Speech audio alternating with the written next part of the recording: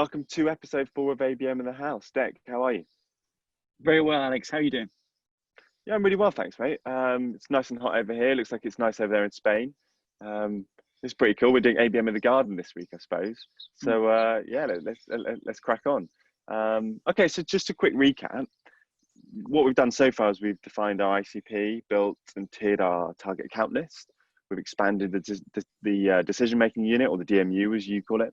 We've got our buyer personas that we want to target in each account. So what do you want to talk about today? Let's get to that next step. Yeah, well, I think it's probably important that we take a step back for a second. We have all the mechanics of a solid foundation for an ABM program, as you've mentioned, but I think it's important we actually ask ourselves the question about what are the goals and the strategy that we're looking to achieve by doing ABM. And so what we often call this is we call it the context for ABM. And there are really, or we drill down to kind of 4 main reasons that ABM is valid for. And the first one is account penetration. That's obviously when you've got an existing account that you're looking to cross-sell, to upsell, to enter new countries, new markets, new business units, etc. The second one is when you're looking to pursue a major opportunity. You know, that kind of typical big deal that you've heard about, that RFP, that tender, etc.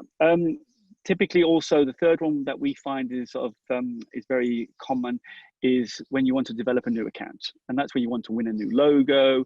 Obviously, but the question is which ones are the right ones, which goes back to the whole point around target account selection. And then finally, one that we find is where ABM is actually a really good fit is when you're looking to change perceptions or looking to change the position that you have in the market. So I think it's important that we look at the context for ABM.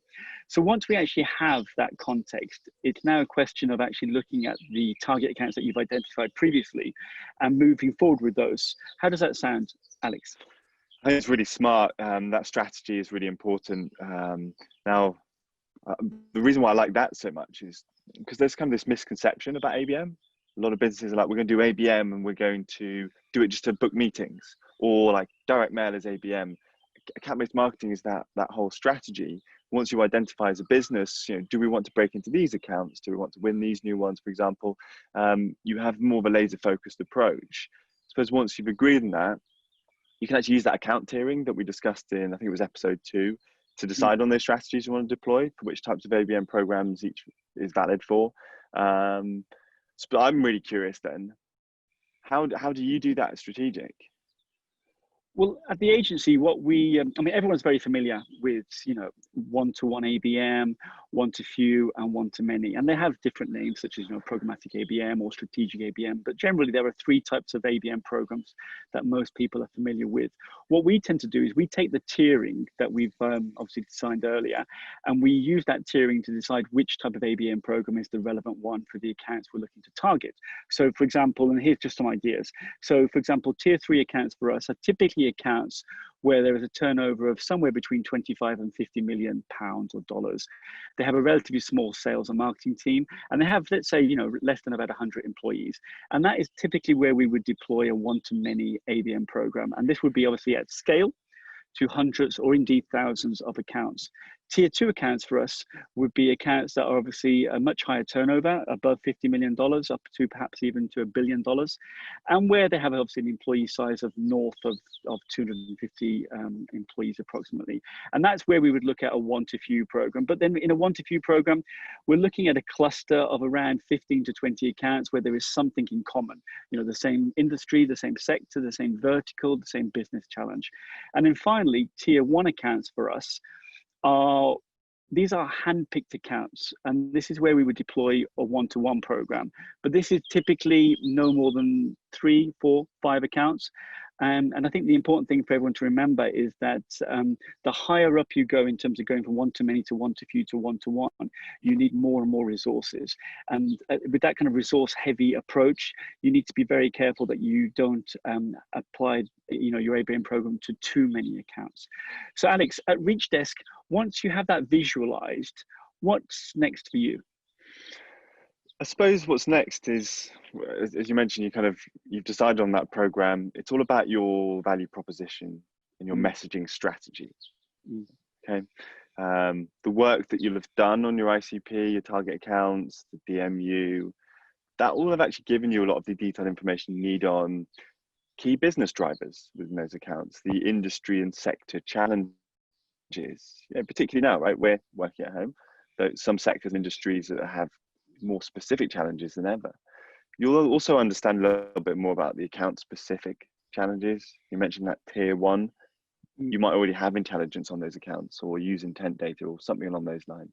And really importantly, even at the decision makers, those buyer persona challenges, particularly for your sales team need to understand that, not just the marketing team, so that when you start to communicate, you can talk to them on their level. I always say, if you can take a step in someone's shoes and walk a mile in it, in those shoes, then you'll understand that person a lot better. So depending on your ABM program, whether it's one-to-many, one-to-few, one-to-one, you'll need to invest more or less in like developing specific insights, content, messaging that are relevant and aligned at the industry, account, and persona level, right? And this is where the fun starts.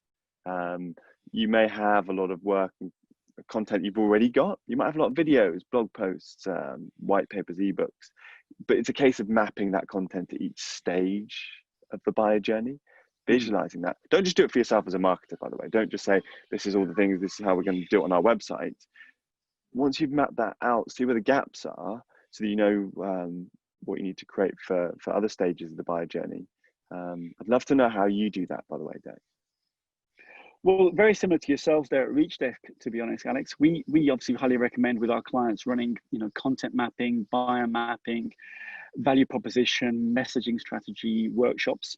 And we do that obviously to hone and to align all of the messaging, all of the content before we start even thinking about channel tactics. And I think what's important, and I think you would also agree, is that this content mapping, rather, it's vitally important, because it's not just going to help you with your ABM channel tactics, but it's also going to be an invaluable resource for your sales teams, that they can then obviously, for the first time ever, visualize everything that's been created by your company, and when and where they can use it at which stage of the buyer journey. So we typically find that this approach is also, it kills two birds, for want of a better word, and it creates the foundation, but it also provides invaluable resources for your sales team. So that leaves us nicely set up for next week. What shall we talk about in episode 5? I suppose, well, we've got to the really fun part, in a sense, Dec. I'd really like to focus on campaign strategies, how you kind of build a playbook around that, maybe even dig into like the channels and those kind of things. So I'd love to cover that next week if that works for you. That sounds like a great idea. Good stuff. Well, enjoy that sun in Spain. You gonna be working in the garden for the rest of the day, or are you gonna be popping back inside? I think I'm gonna stay here and enjoy the weather for the rest of the day. Yeah, likewise. Cool. Well, look, if the sun's still shining next week, then let's do it in the garden. Excellent. Okay, see you next week, Alex. Thank you. Cheers, Dec.